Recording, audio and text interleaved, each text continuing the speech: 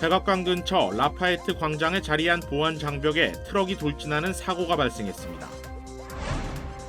일리노이주에서 약 70년에 걸쳐 2,000명에 육박하는 아동이 가톨릭 성직자와 수도자들로부터 성학대를 당했다는 주정부 보고서가 나왔습니다. LA 다운타운의 한 버스 정류장에서 무장 괴한으로부터 한 여성이 납치되는 일이 벌어졌습니다.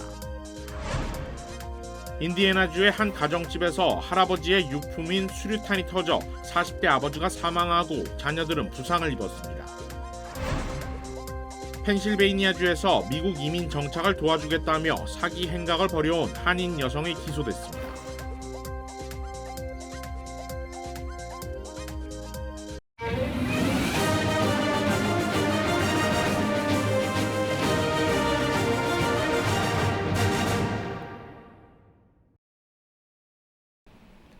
시청자 여러분 안녕하십니까? KBS 아메리카 뉴스입니다.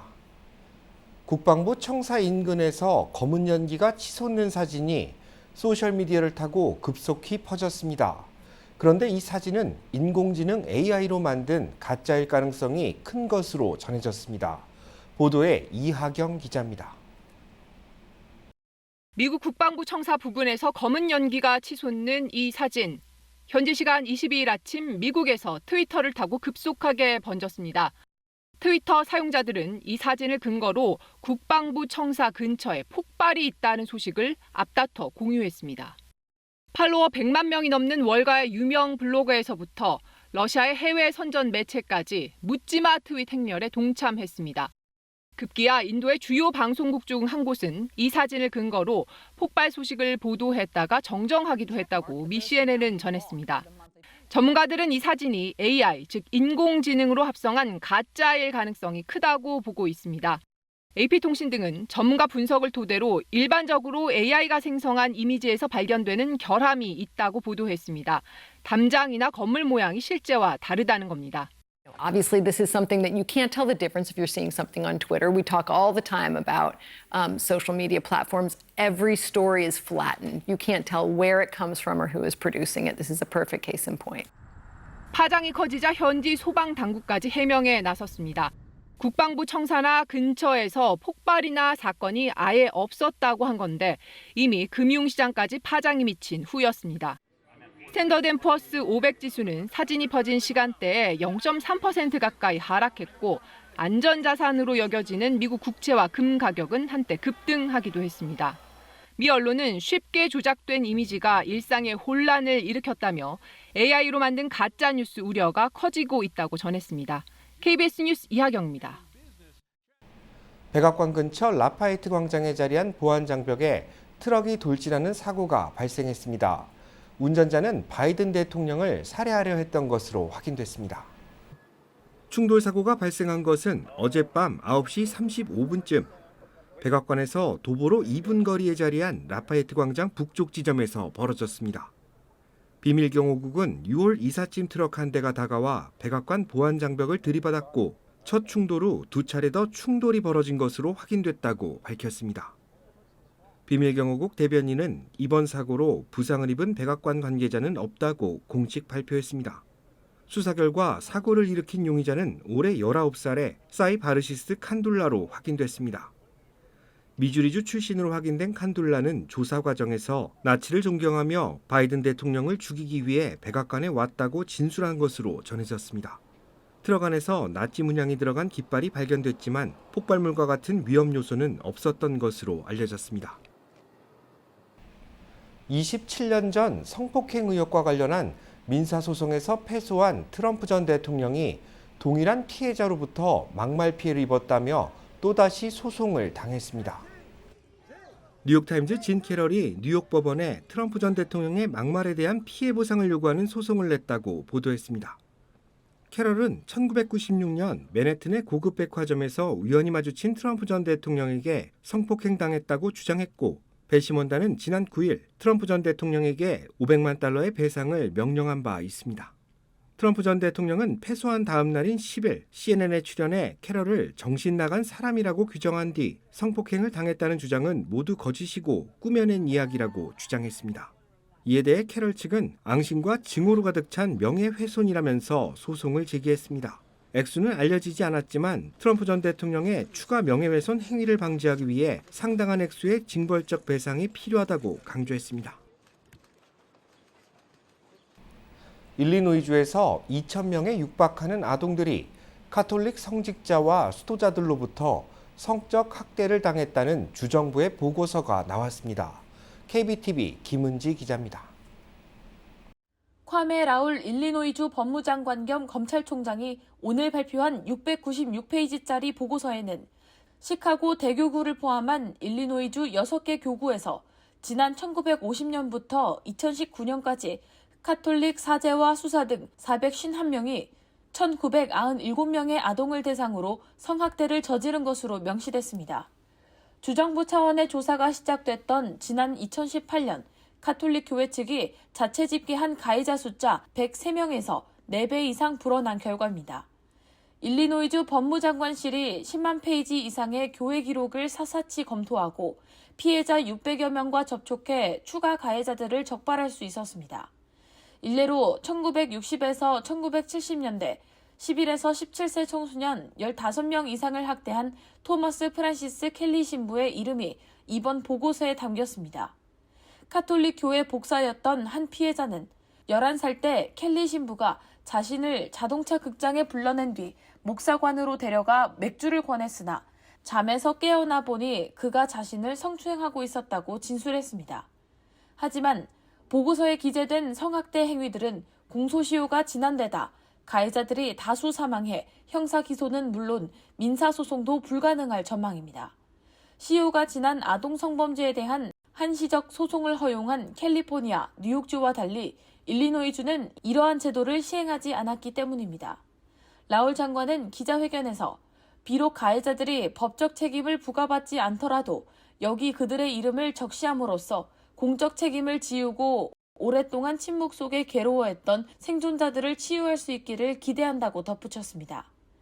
일리노이주의 이번 조사는 지난 2018년 펜실베니아주의 카톨릭 성학대 실태보고서 발간을 계기로 라울 장관의 전임자인 리사 메디건 전 장관이 착수했습니다.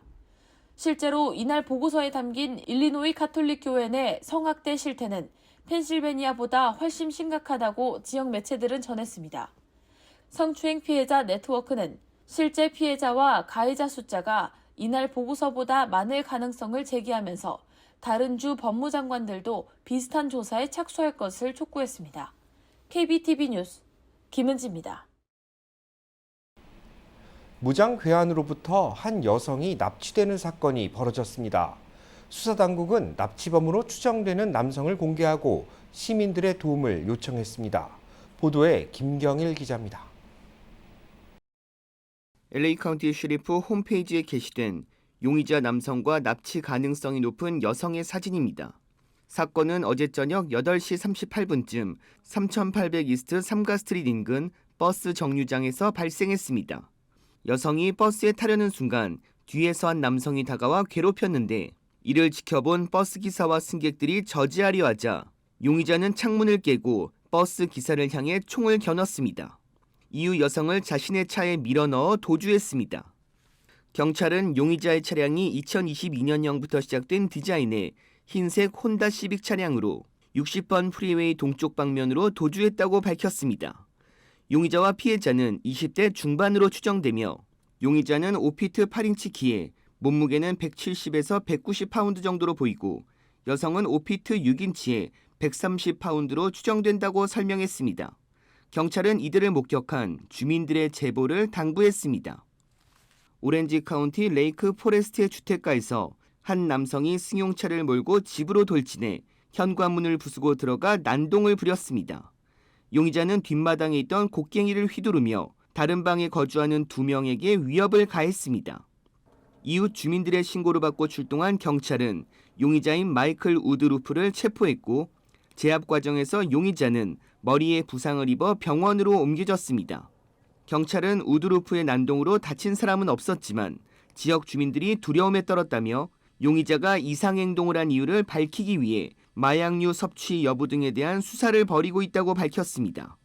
KBS 뉴스 김경일입니다. 집에 보관하고 있던 수류탄이 터지는 사고가 발생했습니다. 이 사고로 40대 가장이 사망하고 자녀들은 부상을 입었습니다. 인디애나주 레이크 카운티 셰리프국은 지난 20일 저녁 6시 30분쯤 크라운 포인트시에 있는 가정집에서 수류탄 폭발 사고가 보고됐다고 밝혔습니다. 소방당국에 따르면 이번 사고로 올해 47살의 브라이언 리더트가 현장에서 사망했고 14살과 18살 자녀 2명이 부상을 입고 병원으로 후송됐습니다.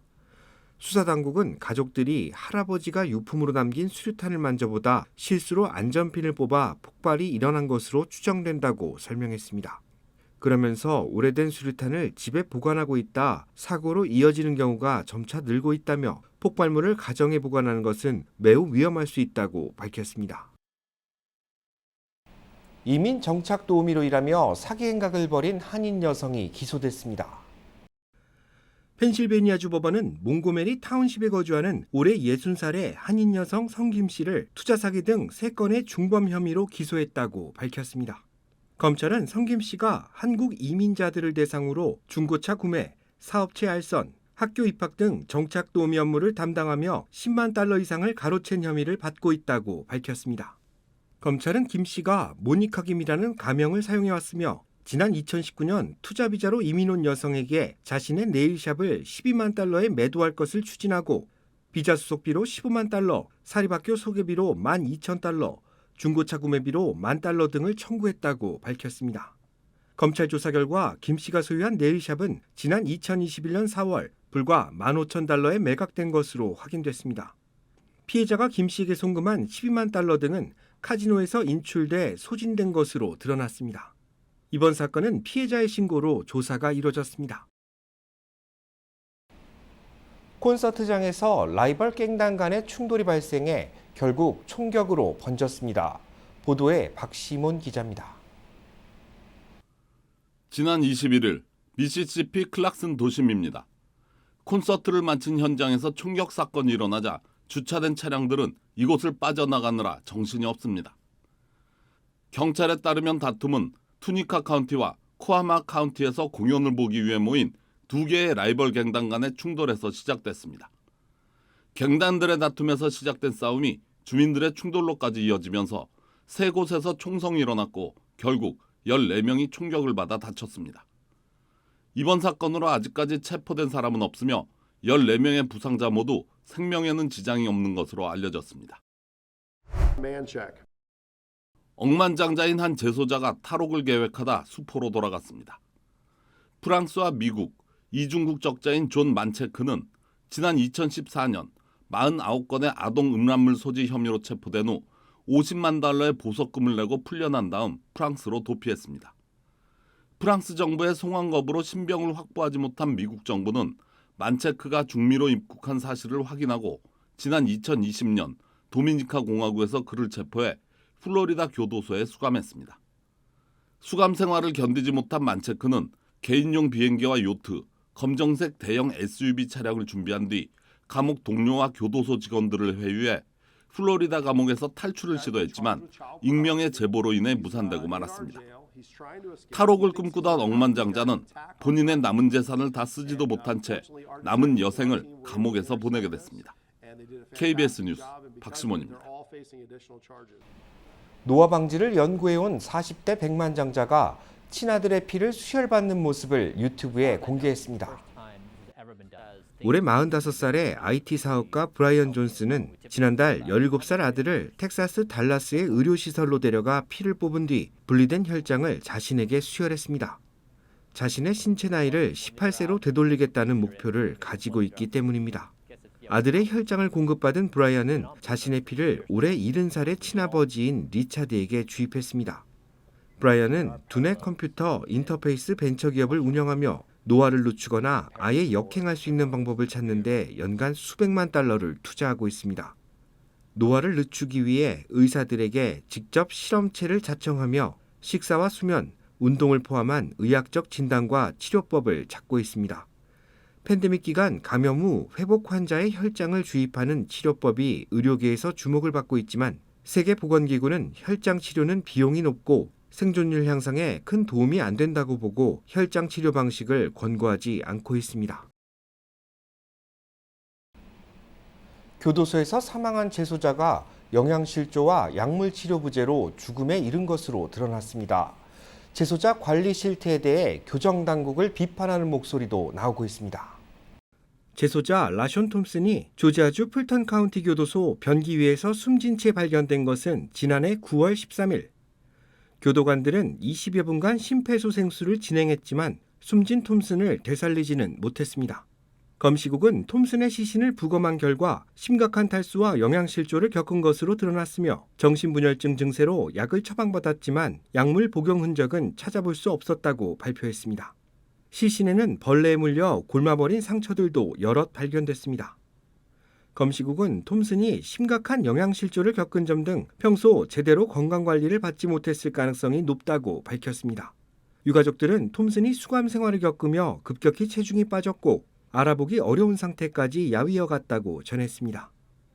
사망 당시 톰슨의 몸무게는 148파운드로 수감될 때보다 32파운드가량 줄었습니다. 유가족들의 변호인은 톰슨은 전례 없이 비참한 상태로 수감 생활을 하다 죽음을 맞이하게 됐다며 교정당국은 이에 대한 책임을 물어야 할 것이라고 주장했습니다. 어제 재택근무 증가로 사무실 공실률이 증가하고 있다는 보도 전해드렸습니다. 빈 사무공간을 활용하기 위한 다양한 노력도 이어지고 있다고 합니다. 보도에 윤범수 기자입니다. 한인타운에서 스튜디오를 운영해온 마이크 김 씨. 9년 동안 회사를 키우며 정들었던 곳을 떠날 준비를 하고 있습니다. 건물주가 오피스 용도 변경을 위해 더 이상의 계약 연장을 할 수 없다고 통보했기 때문입니다. 건물 자체를 이제 아파트로 전환을 하겠다고. 그럼 지금 여기 사무실을 보면 2층에도 저희밖에 없어요. 나머지 공간들은 다 비어 있어서 좀 이상하다 했는데 얘네들이 이제 올해 초에 연락이 왔더라고요. 김 씨는 이달 말까지 오피스를 비워야 하지만 당장 다른 곳을 알아보지는 않고 있습니다. 뭐 사무실을 갖고 있다는 게 그렇게 큰 의미가 없어서 그냥 홈오피스로 운영을 할까 지금 생각하고 있습니다.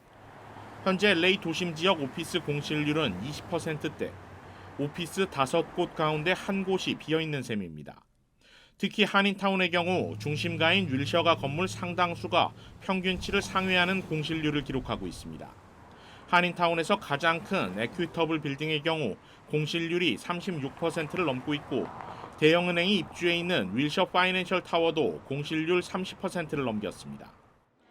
이곳 윌셔와 카탈리나 오피스 빌딩의 경우 이미 공실률이 60%를 훌쩍 넘겼습니다. 이는 건물주 입장에서 비어있는 오피스를 채우기보다 주거용으로 전환하는 것이 유리하다는 판단으로 해석됩니다. 그 마켓에서도 오피스를 빼고 있어요. 컨버전 때문에. 그러면 컨버전 빼면 서플라이를 빼면 그러면 베이컨시를 내려가야 되는데 계속해서 그만큼 올라가는 이거는 시장 그만큼 디맨드를 그렇게 덜 있다. 그 뜻이에요.